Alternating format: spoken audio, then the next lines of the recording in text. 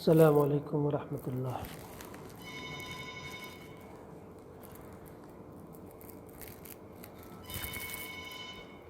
حاضرین جمعہ،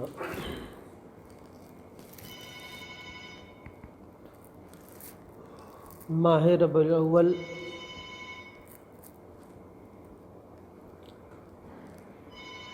چل رہا ہے، جس میں بلا اختلاف نبی رحمت صلی اللہ علیہ وسلم کی بعثت ہوئی۔ بھلے تاریخ میں کئی اقوال ہیں کہ آیا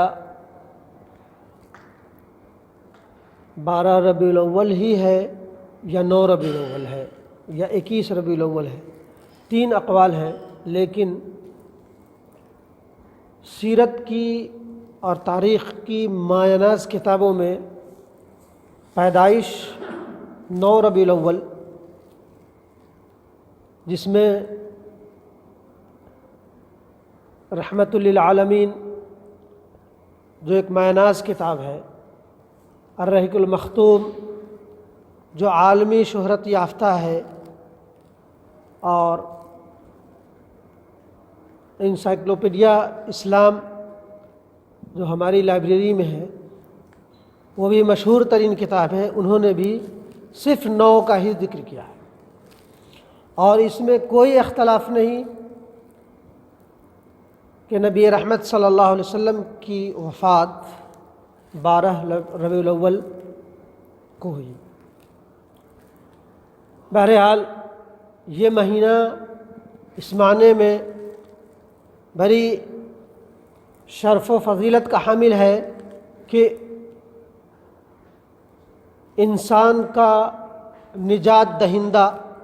کائنات کا نجات دہندہ اور تمام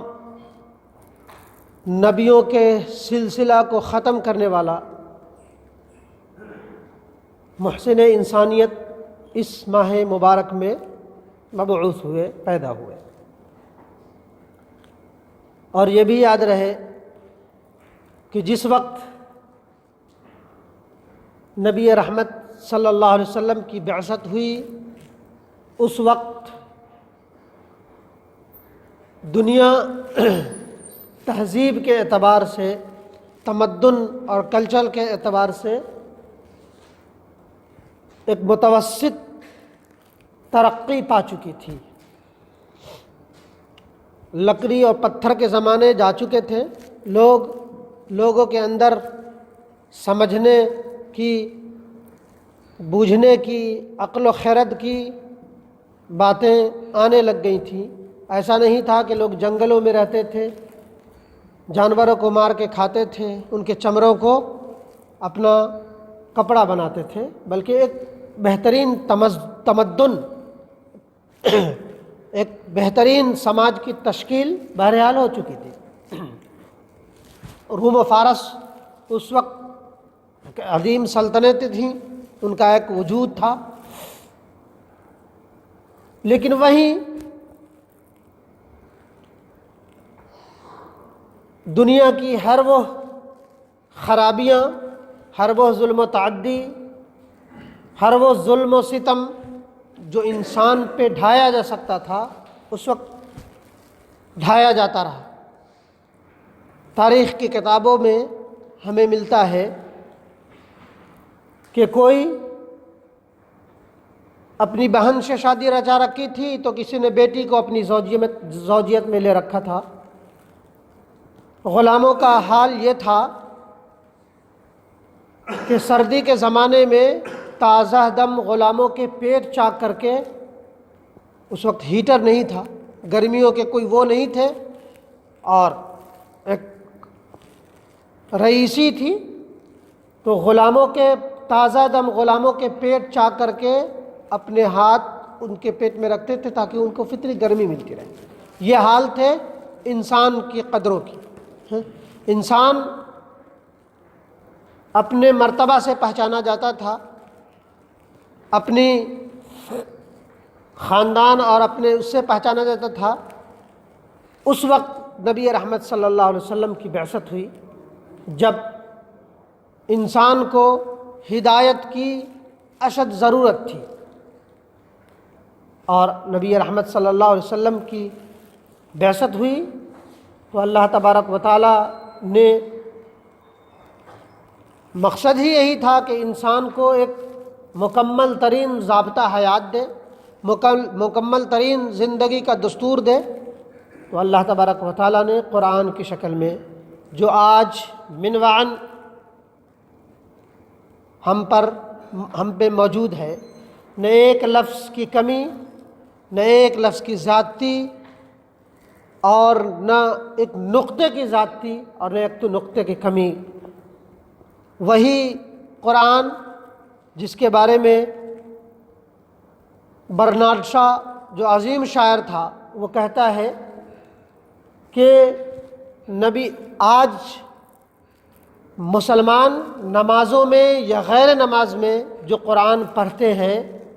یہ وہی قرآن ہے، یہ وہی کتاب ہدایت ہے جسے آج سے 1400 سال پہلے نبی رحمت صلی اللہ علیہ وسلم رات کی پچھلی پہر اپنے تہجد کی نمازوں میں پڑھا کرتے تھے۔ تو اس وقت سے اب تک ایک لفظ کی کمی اور ایک لفظ کی زیادتی نہیں ہوئی، اور یہ بھی اللہ تبارک و تعالیٰ کی منشا تھی کہ انا نحن نزلنا الذکر وانا لہ لحافظون، کہ ہم ہی نے اس قرآن کو نازل کیا ہے اور اس کی حفاظت کی ذمہ داری صرف اور صرف ہماری ہے۔ اللہ تبارک و تعالیٰ نے اس کی حفاظت کی ذمہ داری خود لی ہے، اور اب تک ویسے ہی موجود ہے جیسے کل تھا۔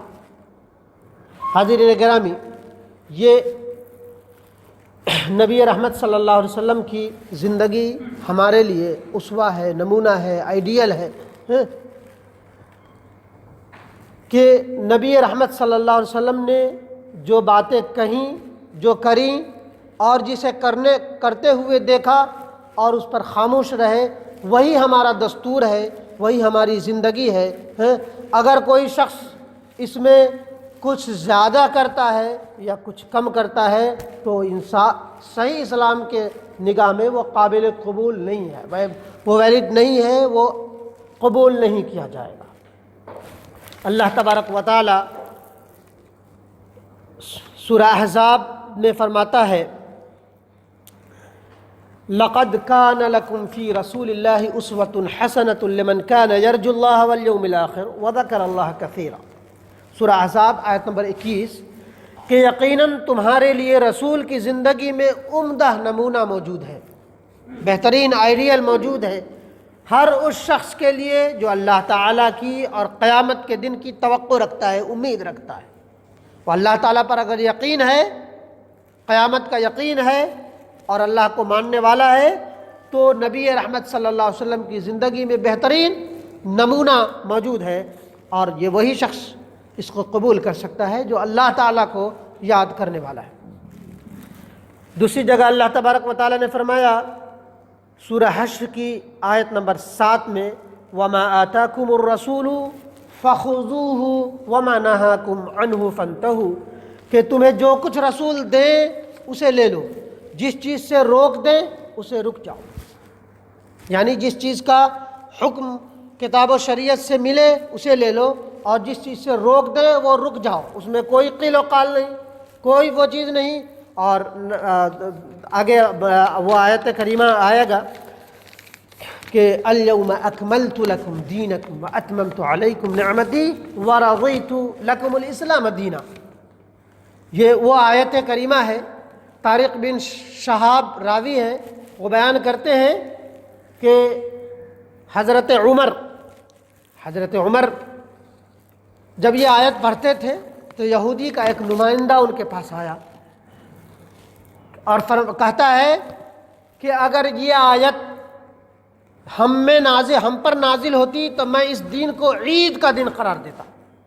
الیوم اکملت لکم دینکم واتممت علیکم نعمتی ورضیت لکم الاسلام دینا۔ یہودی جو اس وقت بھی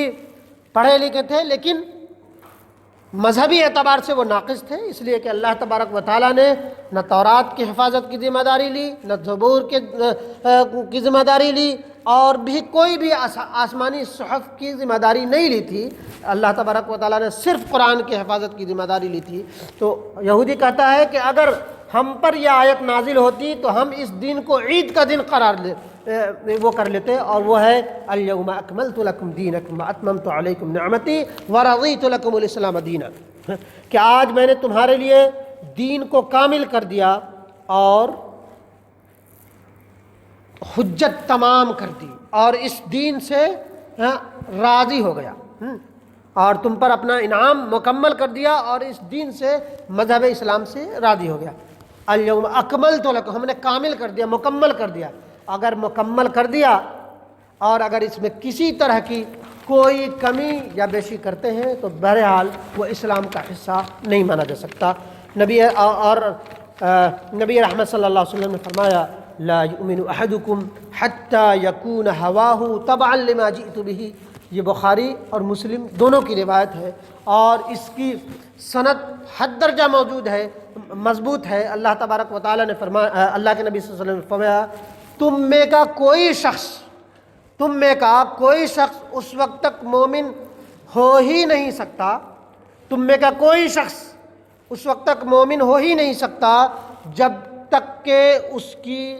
تمام خواہشات اور چاہتیں میری لائی ہوئی شریعت کے عین مطابق نہ ہو جائے۔ تمام خواہشات جو وشز ہیں وہ میری لائی ہوئی شریعت کے مطابق نہ ہو جائے تو وہ ایمان میں کامل نہیں ہے۔ لا یؤمن، لام قسمیہ کے ساتھ اللہ تبارک و تعالیٰ، اللہ کے رسول صلی اللہ علیہ وسلم نے فرمایا کہ کوئی شخص اس وقت تک مومن کامل نہیں ہو سکتا جب تک کہ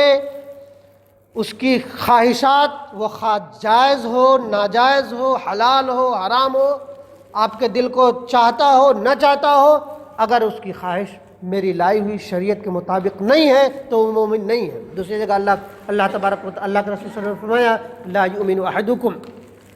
احب الیہ من والدہ وولدہ والناس اجمعین،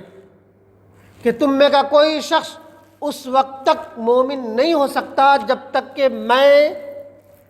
اس کے نزدیک، اس کے ماں باپ، اس کی اولاد، دنیا کے تمام لوگ اور تمام شے سے زیادہ محبوب نہ ہو جاؤں، پیارا نہ ہو جاؤں۔ نبی صلی اللہ علیہ وسلم ایک تو خواہشات کو نبی رحمت صلی اللہ علیہ وسلم کی لائی ہوئی شریعت کے مطابق، اور ایک محبت میں ماں باپ، اولاد، تمام لوگ، تمام شے سے زیادہ محبوب نبی رحمت حضرت عمر سے روایت ہے کہ اللہ کے نبی صلی اللہ علیہ وسلم مجھے آپ بہت زیادہ، دنیا کی تمام چیزوں سے زیادہ محبت کرتا ہوں، میں آپ سے بہت زیادہ محبوب ہیں آپ۔ نبی رحمت صلی اللہ علیہ وسلم نے فرمایا کیا تمہاری جان سے بھی زیادہ؟ تھوڑی سی توقف اختیار کیا، ٹھہرے رہے، اور پھر کہا ہاں اے نبی کریم صلی اللہ علیہ وسلم میری جان سے بھی زیادہ آپ زیادہ محبوب ہیں۔ تو کہا کہ ہاں اب تم مومن کامل ہو گئے ہو۔ نبی یہ سب کہنے کا مطلب یہ ہے کہ ہم زندگی جو گزارتے ہیں اور آئیڈیل جو تلاشنے کی کوشش کرتے ہیں غیر جگہوں سے، یورپ سے، کیا نعوذ باللہ ہمارا دین مکمل نہیں تھا؟ کیا ہمارا سماج اور کیا کہتے ہیں نبی رحمت صلی اللہ علیہ وسلم نے ایک اچھے سماج کی تشکیل نہیں دی تھی؟ کیا کوئی کمی رہ گئی تھی کہ جو ہم غیروں سے اپنی وہ چیز کرتے ہیں، تمدد ڈھونڈنے کی کوشش کرتے ہیں؟ آپ نبی رحمت صلی اللہ علیہ وسلم کی زندگی کو دیکھیں تو ایک ورکر کی حیثیت سے، ایک جج کی حیثیت سے، ایک بہادر سپاہی کی حیثیت سے، ایک باپ کی حیثیت سے، ایک شوہر کی حیثیت سے، ایک نانا کی حیثیت سے،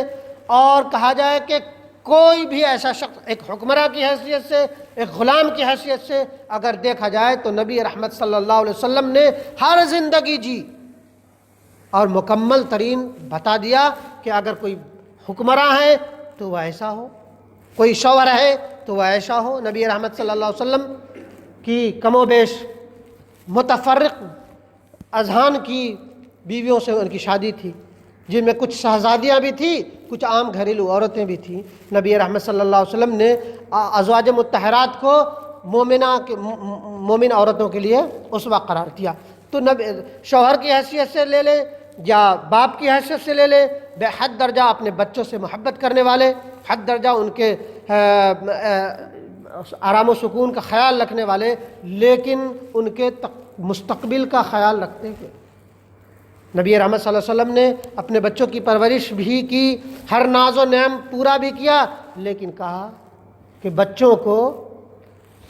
عام نارمل سی حالت میں جیو، بہت زیادہ ان کے وہ نہیں کرو، ایسا نہیں کہ انہیں آپ سورج اور چاند توڑ کے لانے کی آپ وہ کریں، بلکہ ایک ایسی زندگی جی جب آپ نہیں رہیں تو آپ کی کمی نہ کھلے، کہ اسے موٹا جھوٹا کھلاؤ اور سوچ جو ہو ایسا ڈیولپ کر دو کہ ایک حکمراں کی سوچ ہو، ایک بڑی سوچ ہو، کہ نارمل سا کپڑا اور عام حالات کا کھانا اور سوچ ایسے ہی بنا دو کہ وہ کسی شہزادے سے کم نہ ہو۔ نبی رحمت صلی اللہ علیہ وسلم کی زندگی میں تمام چیزیں موجود ہیں۔ اللہ کے نبی صلی اللہ علیہ وسلم نے جہاں بہت ساری چیزیں فرمائی، وہاں ایک چیز اور بھی فرمائی ہے، واللہ لا یؤمن، واللہ لا یؤمن، واللہ لا یؤمن۔ 3 بار نبی رحمت صلی اللہ علیہ وسلم نے قسم کھائی، منبر رسول سے قسم کھائی، کہا کہ خدا کی قسم وہ مومن نہیں، خدا کی قسم وہ مومن نہیں، خدا کی قسم وہ مومن نہیں۔ تمام مومنین کے سامنے، تمام صحابہ کرام کے سامنے کہا جاتا ہے کہ ایک صحابہ کے ایک مٹھی کا کیا ہوا صدقہ اگر آج کا انسان اگر احد پہاڑ کے برابر بھی اگر صدقہ کر دے تو ان کے ایک مٹھی گندم کے صدقہ کیے ہوئے کے مطابق نہیں پہنچ سکتا۔ ان سے مخاطب ہیں، فرما رہے ہیں کہ واللہ لا یؤمن، واللہ لا یؤمن، واللہ لا یؤمن۔ ایک اس حدیث کو اگر ہم پکڑ لیں تو ہمارا سماج، لوگوں کی ذہنیت ہم سے بالکل بدل جائے گی، کہ خدا کی قسم وہ مومن نہیں، خدا کی قسم وہ مومن نہیں، خدا کی قسم مومن نہیں۔ لوگ ڈھڑس گئے، خوف طاری ہو گئی صحابہ کرام میں، کیونکہ نبی رحمت صلی اللہ علیہ وسلم کے ذریعہ تزکیہ کیے ہوئے لوگ، ان کے زیر تربیت رہے ہوئے لوگ، اور ان سے کہا جا رہا ہے کہ خدا کی قسم وہ مومن نہیں، خدا کی قسم وہ مومن نہیں۔ کہا اے اللہ کے رسول، کون وہ نالائق انسان ہے، کون وہ محروم انسان ہے جو مومن نہیں ہے؟ کہا کہ وہ شخص جس کا پڑوسی اس کی شرارتوں سے محفوظ نہ رہے، پڑوسی کے تعلق سے۔ فرمایا کہ وہ شخص ہرگز مومن نہیں، ہرگز مومن نہیں، ہرگز مومن نہیں جس کا پڑوسی نیبر، جو ساتھ میں ہمسایہ جو رہتا ہے، اس کا پڑوسی اس کی شرارتوں سے محفوظ نہ رہے۔ اب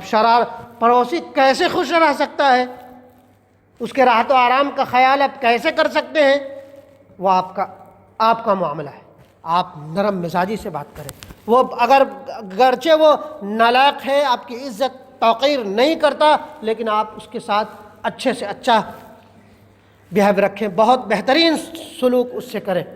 نبی رحمت صلی اللہ علیہ وسلم نے کہ ایک بار منبر رسول سے اس قدر پڑوسی کے تعلق سے اس قدر وصیتیں کی، اس قدر بتانے لگے، تو اس کے یہاں تک کہ صحابہ کو یہ گمان ہونے لگا کہ کہیں یہ وراثت میں ان کو شامل نہ کر دیں۔ ایک اور واقعہ، وراثت جو باپ ماں کا جو تڑکا ہوتا ہے اس میں نہ شریک کر دیں، حالانکہ وہ شریک نہیں، اس قدر کہا تھا کہ اگر کوئی خوشی ہو یا غم ہو ان کے ساتھ برابر کھڑے رہو، ان کے ساتھ حس جائز مرادیں ان کی پوری کرتے رہو، اور ان کو کسی طرح کا دکھ خواہ وہ آواز کے ذریعہ ہو، کیڑے کوڑے اور وہ چھوٹے چھوٹے مسائل کیسے ایک پڑوسی کو آپ یہ کر سکتے ہیں، سب سمجھا جا سکتا ہے۔ ایک بہت عظیم ترین واقعہ ہے کہ ایک تابعین میں سے ایک تابعین کا انتقال ہونے کے قریب آئے، بوڑھے ہو چلے تھے، پڑوسی یہودی تھا، اس کو آخر میں بلاتے ہیں جاکونی سے عین پہلے، اور بلا کر کے کہتے ہیں، اور یہ وہ پریشی ہے کہ اس کی غلاظت ان کے گھروں سے گزرتا ہے، اس یہودی کا غلاظت اس کے گھروں سے گزرتا ہے، اس تابعین یا تابعین کے گھروں سے، اور اس یہودی کو بلاتے ہیں، کہتے ہیں کہ میں نے تو پڑوسی کا حق نبھانے کی عین کوشش کی، تمہیں کوئی دکھ نہ دیا، حالانکہ تمہارے وہ بھی آتا رہا لیکن ہم نے سب کو سہا، لیکن میرے بچے جو ہیں ذرا غصیلے ہیں، شاید یہ پڑوسی کا جو سلوک ہے اس کو نہ رکھے تھے، تو میں پہلے ہی تم سے درگزر چاہتا ہوں۔ وہ یہودی انسان کے مرتے وقت کوئی چیز یاد نہیں ہوتا، صرف ایک ہی چیز کہ بس ہماری موت ہو جائے۔ وہ کہا جاتا ہے کہ موت کے وقت کی جو پریشانی ہے وہ ایک موت جس کو ہو رہی ہے وہی سمجھ سکتا ہے، کہ پوری ایک ململ کے کپڑے سے جو نچوڑ آ جاتا ہے کانٹوں کے ذریعے، ویسے انسان کی حالت اس وقت بلاتے ہیں، کہتے ہیں کہ تو وہ یہودی اس قدر متاثر ہوتا ہے۔ دیکھو اس وقت بھی پڑوسی کے اس سے وہ بیزار نہیں رہے، بلا کر کے مجھے کہا، اس وقت ہی وہ یہودی مسلمان ہو گیا۔ اس طرح کے ڈھیر سارے واقعات ہیں، اگر ہم کما حق ہو اسلام کو پہ عمل کرنے لگ جائیں اور تمام جو احسانات ہیں انسانیت پہ جو نبی رحمت صلی اللہ علیہ وسلم نے ہم کو بتایا ہے، یہاں تک کہ راستوں پہ چلنے کے آداب بتا دیے، لوگوں سے بات کرنے کے اسلوب بتا دیے، دشمن سے کیسے ملنا ہے اس سے بتا دیے، دوست سے کتنا ملنے ہیں، بیوی بچے اور ساری چیزیں بتا دی ہیں، تو بتائیے کہاں نبی رحمت صلی اللہ علیہ وسلم نے اپنے دین کو نامکمل کیا ہے۔ لہذا کہنے اور کی بات یہ ہے کہ ہمیں اور آپ سب کو جو بہت ساری چیزیں جو فطور کی چیزیں جو اسلام میں آ گئی ہیں، نبی رحمت صلی اللہ علیہ وسلم کے سچے عاشق اور سچے محب وہی ہیں کہ مومن کا ہر آن، ہر لمحہ، ہر پل نبی رحمت صلی اللہ علیہ ہر سانس نبی رحمت صلی اللہ علیہ وسلم کی لائی ہوئی شریعت سے بدھ جائے تو ہمارا بیڑا پار ہے، ورنہ ہم لاکھ چیزیں کرتے رہیں، لاکھ نہ کیا کرتے رہیں، ہمارا بیڑا پار نہیں ہو سکتا۔ اور دنیا کی جو ایک سوچ ہم سے بیٹھی ہوئی ہے کہ یہ لوگ ایسے ہوتے ہیں ویسے ہوتے ہیں، بس ایک پڑوسی کے تعلق سے آپ بیدار ہو جائے، دیکھیں لوگوں کی وہ کیسے بدل جاتی ہے۔ اللہ تبارک و تعالی ہمیں اور آپ سب کو کہنے اور سننے سے زیادہ عمل کی توفیق دے، آمین یا رب العالمین۔